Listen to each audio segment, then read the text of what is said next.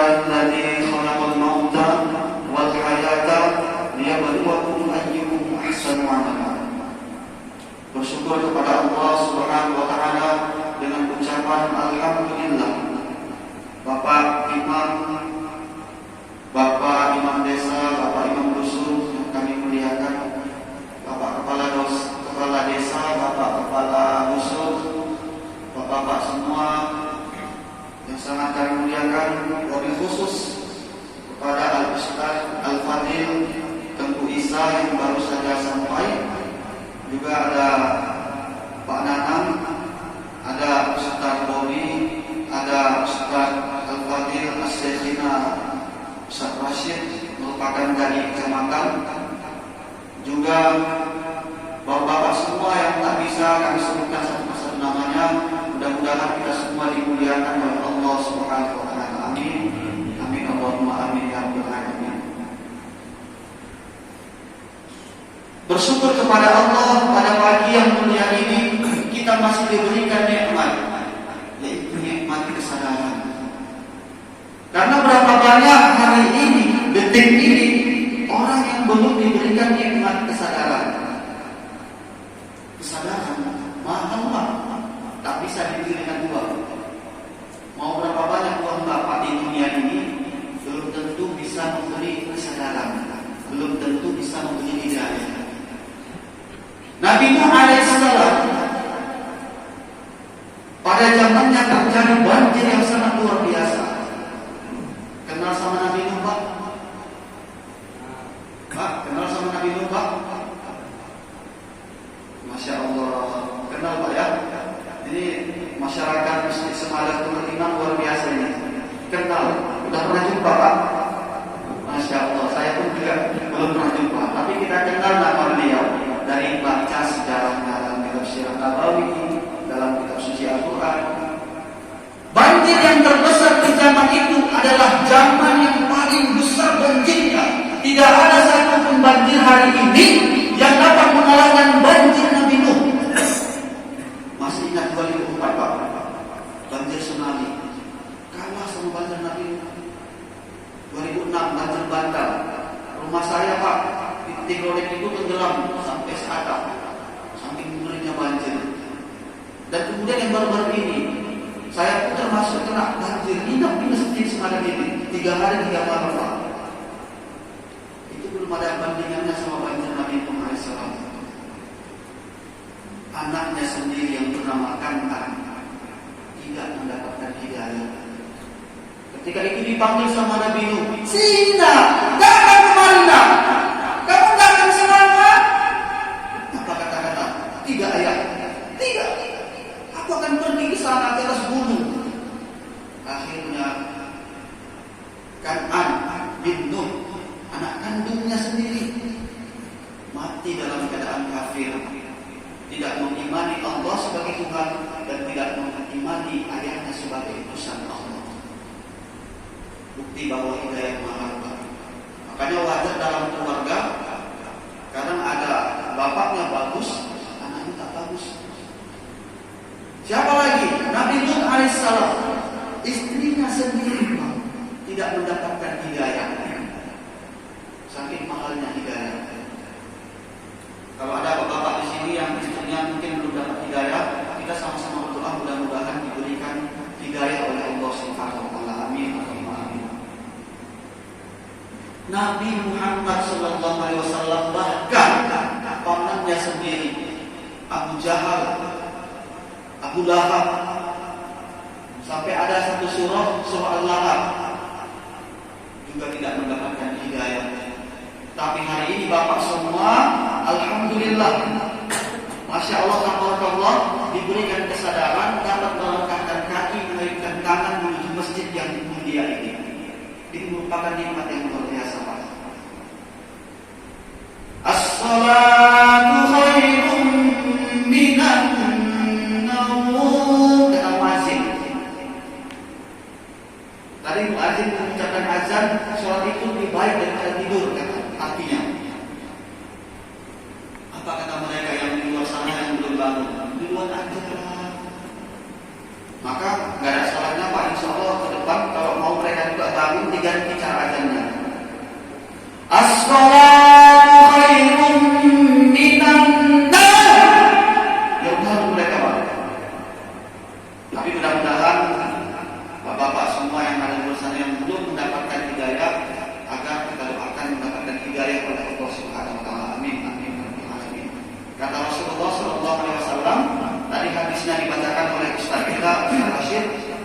Man shalla salat subuh, siapa yang melaksanakan salat subuh berjamaah, kana fi dhimmatillah, maka ia berada dalam jaminan Allah.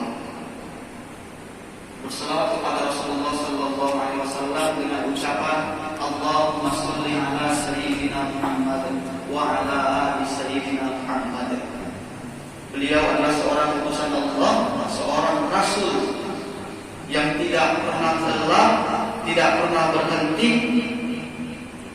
menyayangi umatnya sampai akhir kalamnya. Kalimat yang terakhir keluar dari bibir beliau yang mulia, bukan bagaimana hartaku, bukan bagaimana istriku, bukan bagaimana keluargaku, tapi yang terakhir keluar terucap dari bibir beliau yang mulia, yang dipikirkan adalah kaifa ummati, ummati, 3 kali Pak. Ini menunjukkan beliau sangat cinta dengan kita. Patah giginya, berdarah pelipisnya, itu terjadi di perang Uhud, perang yang sangat luar biasa. Ketika itu banjir membanjiri lapangan medan tempur perang Uhud setinggi mata kaki manusia. Saat itu sahabat bertanya kepada Rasulullah, mintalah ya Rasulullah, ini saat yang kau minta. Mintalah. Setiap Nabi punya doa yang mustajab. Nabi Musa punya tongkat. Tongkatnya itu ketika dipukul ke batu terbelah lautan menjadi jalan bagus, jalan mulus. Tongkatnya dilemparkan jadi ular. Ini saat yang kau meminta. Nabi-nabi diberikan doa mustajab. Senjatanya itulah mukjizat. Ini saat yang kau meminta ya Rasulullah, tanya sahabat. Apa kata Rasulullah ketika itu? Tidak, wahai sahabatku. Ini sengaja aku simpan. Ini sengaja doa ini aku simpan. Untuk siapa ya Rasulullah? Di umat syafa'atan yaumil qiyamah. Untuk umatku. Dan kesempatan sahabat bertanya, siapa itu umatmu ya Rasulullah? Siapa itu mereka yang mendapatkan syafaat itu ya Rasulullah? Apakah itu keluargamu, sanak familimu, istri-istrimu? Tidak, wahai sahabatku. Apakah itu kami sebagai sahabatmu? Tidak juga, wahai sahabatku. Kalian dekat denganku, kalian bertemu denganku, kalian langsung berjumpa denganku. Tapi doa ini sengaja aku simpan untuk umat. Mereka adalah orang yang hidup jauh setelah wafatku. Mereka adalah orang-orang yang selalu mengamalkan sunnahku. Mereka adalah orang-orang yang banyak mengirimkan selawatnya kepadaku. Mereka adalah orang-orang yang sangat rindu denganku, tidak pernah berjumpa denganku, tidak langsung bertatap muka denganku seperti kalian, wahai sahabatku. Ketahuilah, wahai sahabatku, aku pun sangat rindu dengan mereka. Dan mudah-mudahan kita semua termasuk menjadi umatnya Rasulullah sallallahu alaihi wasallam. Mari Pak, angkat suaranya Pak. Sallallahu ala Muhammad. Sallallahu alaihi wasallam. Sallallahu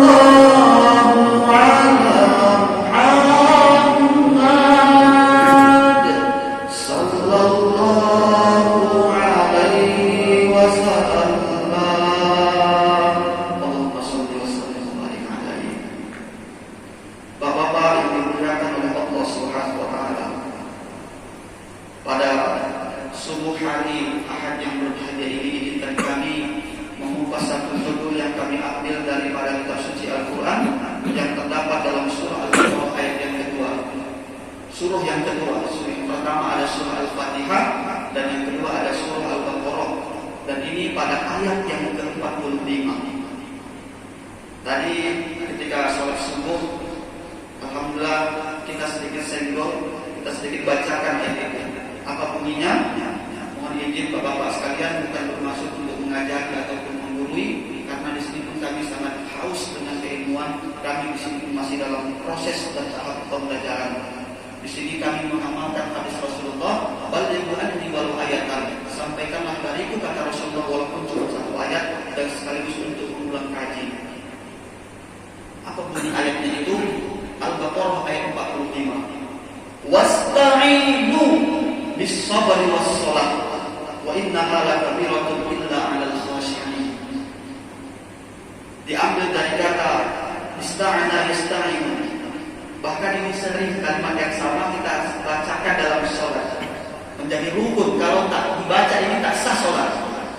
tutup tak lengkap. Iyyaka na'budu, hanya kepadamu kami menyembah. Wa iyyaka nasta'in, dan hanya kepadamu kami meminta. Na'budu, abdun, menghamba diri, menyembah, beribadah. Wa iyyaka nasta'in, dan hanya kepadamu kami meminta pertolongan. Maka pada ayat ini, wasta'inu, apapun masalah Pak, ini bapak-bapak semua punya masalah Pak? Punya. Ini saya lihat lagi bapak-bapak semua buka masalah segitu. Jangankan bapak, ustaz lagi lebih banyak masalahnya Pak. Karena masalah bapak, ustaz juga yang mikirin. Betul Pak? Kita punya masalah Pak. Anak lajang yang belum nikah mikirkan dari mana aku ada duit untuk menikah. Ini masalah. Bahkan bapak yang sudah berkeluarga punya anak, baru satu anak pengen nambah satu lagi anak. Masalah. Baru satu istri pengen nambah satu istri lagi. Ada sini yang menambah istri Pak? Ada sini Pak? Kalau ada, diam-diam aja Pak. Bahaya di rumah ya. Ini masalah. Bahkan dalam kehidupan yang sangat kompleks, kita tak lepas daripada yang namanya masalah. Cuman masalah orang beda-beda Pak. Ada masalahnya besar berat, ada masalahnya ringan, beda-beda. Tapi kata Allah dalam Al-Quran, apapun masalah, jadikan sabar. Pertama sabar dulu, kemudian sholat sebagai solusi, sebagai pertolongan. Semua orang diajarkan sabar. Kita lagi pergi ke Medan, tiba-tiba sampai di Medan macet. Kita ngeluh, tulis status di Facebook, lagi macet ya. Memangnya macet bisa merubah yang macet jadi tak macet? Belum tentu.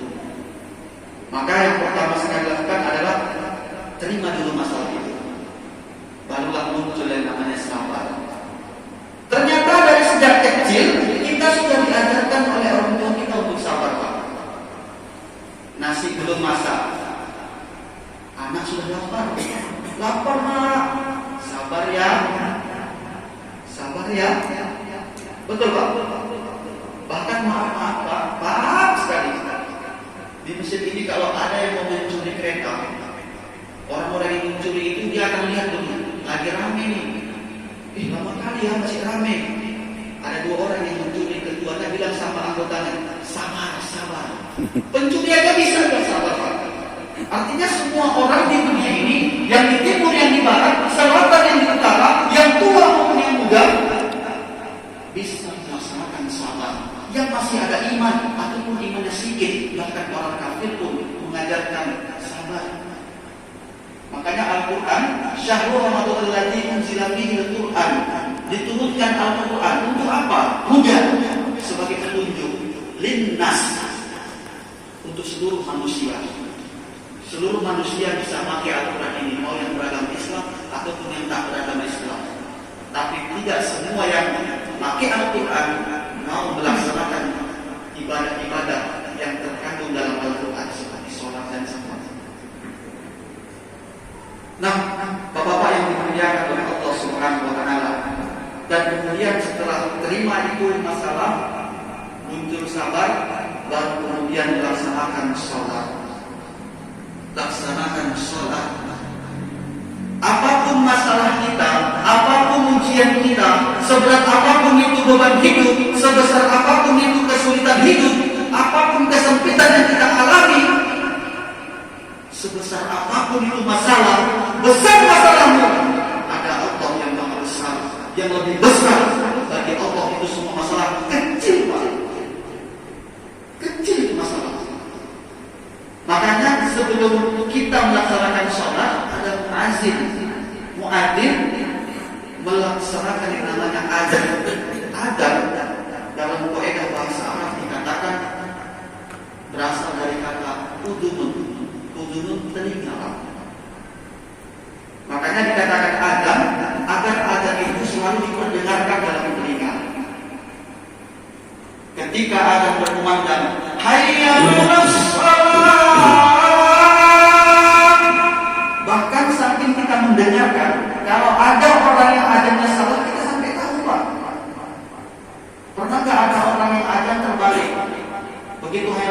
akhirnya Allahu Akbar. Nah, dan kita tahu itu salah. Tapi setelah azan itu selesai dikumandangkan, apakah mentok di kalimat hayya 'alas shalah? Tidak. Habis hayya 'alas shalah ada kalimat berikutnya, hayya 'alal falah. Seolah-olah Allah Subhanahu wa taala mengatakan kepada hamba-Nya, wahai hambaku, salatlah, datanglah ke masjid, laksanakan salat. Apa yang didapat setelah salat? Hayya 'alal falah. Falah dalam kamus bahasa Arab diartikan sebagai kesuksesan, diartikan sebagai kemenangan, diartikan sebagai ketenangan, diartikan sebagai kebahagiaan. Masya Allah, tabarakallah. Wasta'inu bis-sabri was-shalah. Jadikan sabar dan salat sebagai penolong. Ustaz, saya punya masalah Ustaz. Saya sudah sholat, tapi saya belum dapat ketenangan hati. Saya sulit mencari rezeki. Saya sudah sholat, tapi saya juga belum dapat rezeki itu. Saya punya permasalahan berat. Saya sudah sholat, tapi masalah juga belum datang solusinya. Cek sholatnya, Pak. Perhatikan sholatnya, Pak. Kadang ada yang kurang, kadang ada yang belum sempurna. Perbaiki. Mungkin kita sholat belum serius, mungkin kita sholat belum fokus. Begitu angkat takbir, Allahu Akbar, Bismillahirrahmanirrahim, Alhamdulillahirabbil alamin, Ar-Rahmanir-Rahim, Maliki yaumiddin, Iyyaka na'budu. Ada nggak sholatnya seperti itu? Mungkin belum serius. Ada juga Allahu Akbar. Tadi saya taruh uang di mana ya? Di kantong. Sambil sholat tuh Pak, ini saya beli. Oh nggak ada sih ya. Allahu Akbar. Ada juga. Nggak juga. Oh ketinggalan di rumah. Ya Allah, istri nggak tahu. Allahu Akbar. Allahu liman hamidah. Allah. Assalamualaikum. Buru-buru sholatnya Pak. Fokus. Makanya dalam Al-Quran Allah katakan, fawailul lil musallin. Celaka orang-orang yang sholat. Yang dimaksud sholat celaka yang seperti apa? Alladzina hum an sholatihim sahun. Yang sholatnya lalai. Alladzina hum yura'un. Yang riya. Riya ingin dilihat oleh orang. Makanya alhamdulillah, masya Allah, tabarakallah, saya bangga, saya senang melihat wajah bapak-bapak semua. Karena bagi orang munafik sholat subuh itu berat. Wa idza qawla sholat, kalau mereka mau mendirikan sholat, kusala, mereka malas. Yura'unan nas, karena mereka punya niat ingin dilihat oleh orang.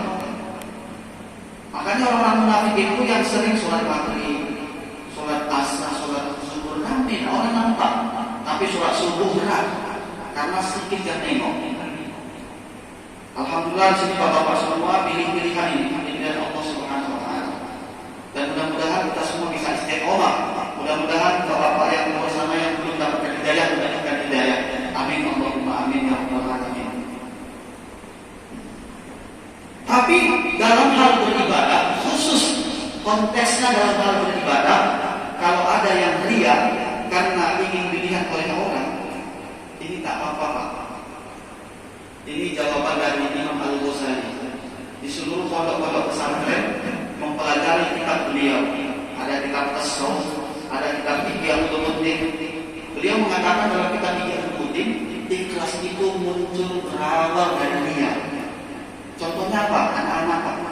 Anak-anak di masjid bukan ikhlas menjadi hidup Pak. Coba perhatikan Pak anak-anak. Dia di masjid pengen dapat duit dari orang tuanya, pengen dipuji orang tuanya. Aku ajar Pak, minta izin sama Pak Imam saya izin ajar, boleh ajar. Biar dapat pujian, biar diakui. Tapi tidak masalah.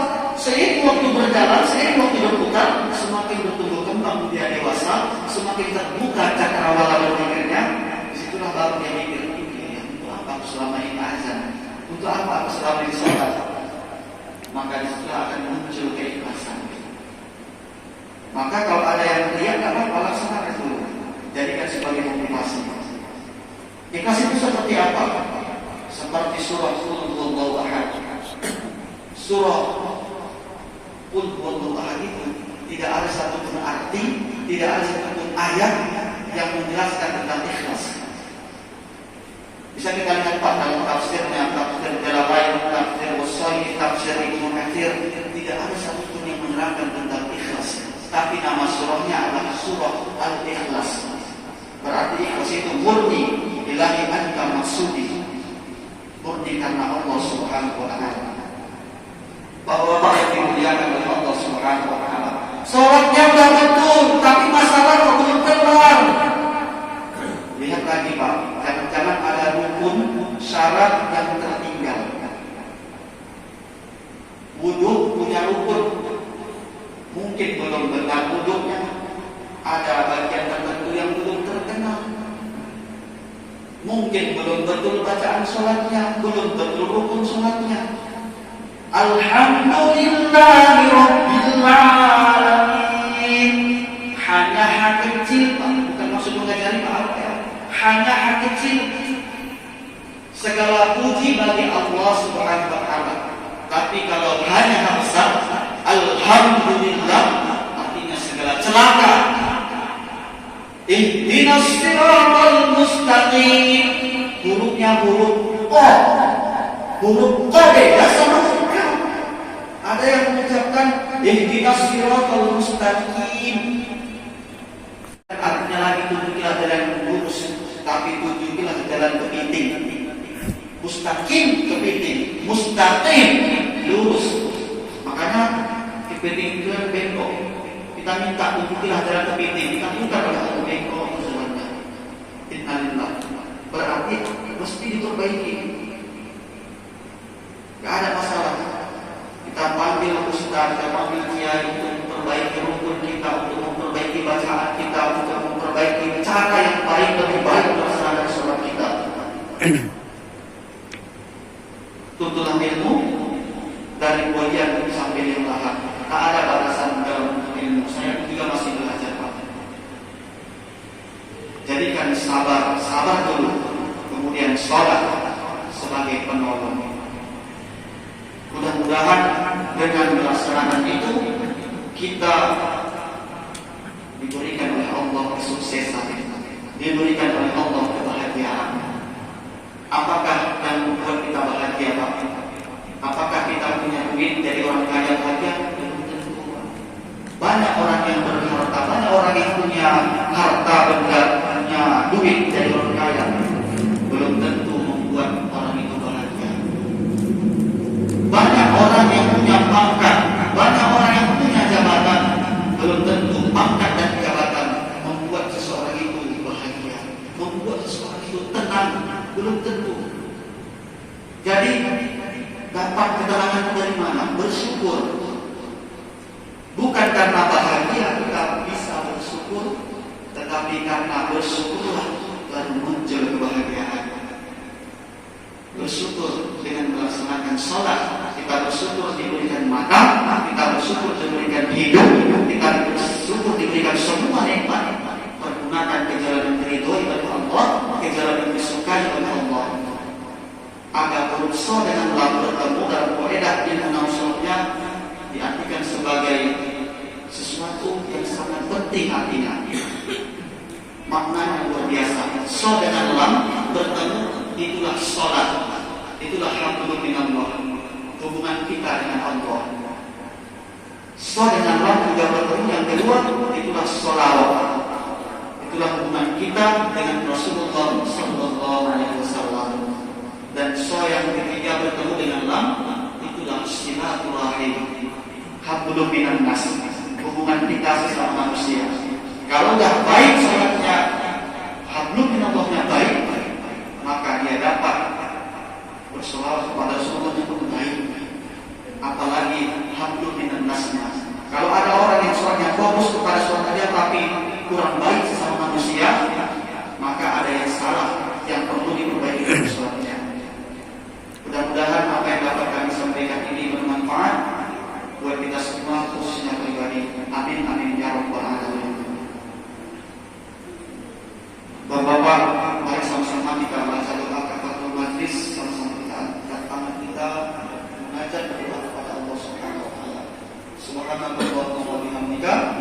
asyhadu an la ilaha illa anta Kami mohon maaf bila ada kata-kata salah terucap, tidak laku yang kurang, kami mohon dimaafkan maaf. Alhamdulillah. Assalamualaikum warahmatullahi wabarakatuh.